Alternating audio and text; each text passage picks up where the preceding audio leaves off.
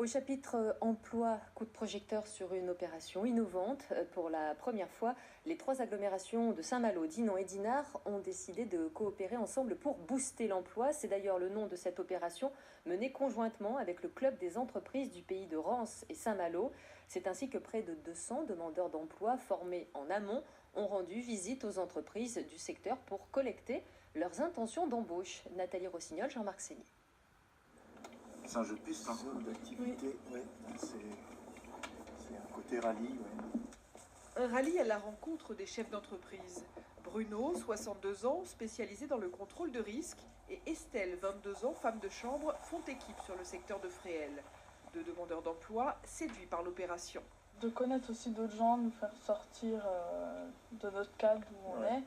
Et du coup, de collecter pour aussi les autres en collectivité, c'est intéressant. Ça procure aussi une certaine fierté ou une utilité, voilà, utilité donc d'un travail fait en commun.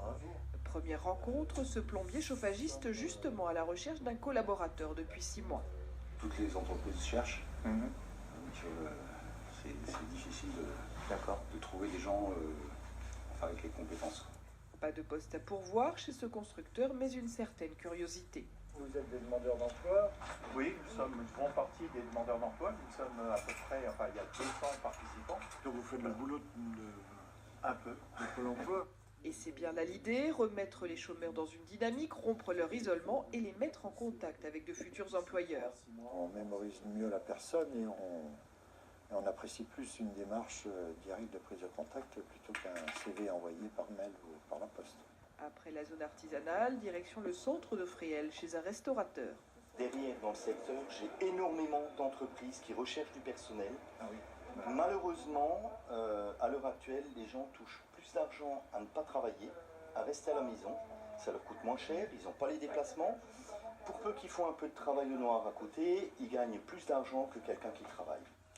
Derrière l'amertume, la réalité des difficultés de nombreux patrons à recruter. Bilan de la matinée pour notre duo, une dizaine d'offres récoltées et un enthousiasme partagé avec les autres équipes. Ça permet de découvrir d'autres environnements qu'on ne connaissait pas, des entreprises, des activités qui sont méconnues aujourd'hui, et se dire tiens, pourquoi pas, je peux élargir ma recherche d'emploi. Ou ça peut être aussi des compétences qu'ils ont, qui peuvent être transférables sur d'autres métiers qu'ils vont découvrir aujourd'hui.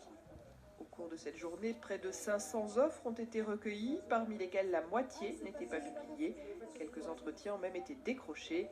Une réussite pour cette première édition.